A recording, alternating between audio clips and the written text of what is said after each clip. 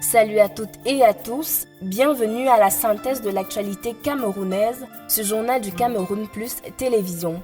Commençons ce mercredi 17 février en économie avec à la une du quotidien Le Jour qui titre « Le JICAM boycotte la Direction Générale des Impôts ».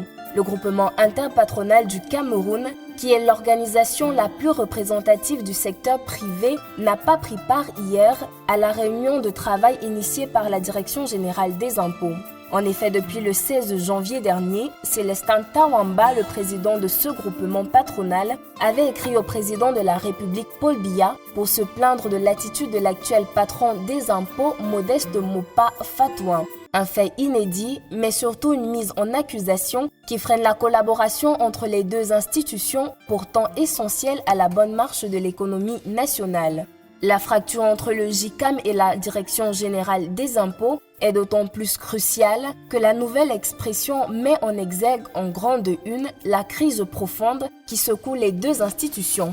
Le quotidien L'économie, quant à lui, nous parle du port autonome de Douala. Il titre à cet effet les performances de la RTC un an après. La régie du terminal à conteneurs a pour sa première fois établi le bilan de ses activités dans la capitale économique Douala le 15 février dernier.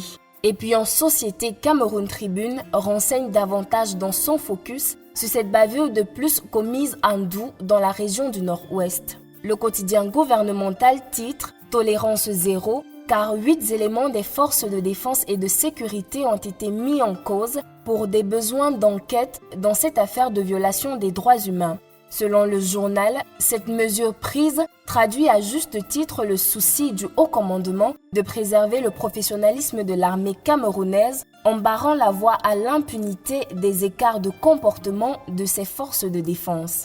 Et pour finir, en sport, le bi-hebdomadaire L'Essentiel, en rapport à la gestion de la FECAFOOT titre « Vont-ils se ressaisir ?» D'après le journal, la journée d'hier au sein de la fédération s'annonçait comme celle des longs couteaux avec une rencontre programmée par le comte de Seydou Mbombo Njoya et une séance de travail convoquée par Albert Mbida, le président du comité provisoire de la FECAFOOT.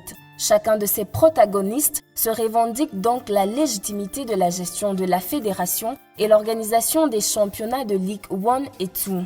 C'est ici que prend fin cette revue du 17 février 2021. Nous vous remercions, chers internautes, de nous avoir suivis. N'oubliez surtout pas de vous rendre dans vos kiosques à journaux pour en savoir davantage. Et rendez-vous demain pour une autre édition sur Journal du Cameroun Plus Télévision.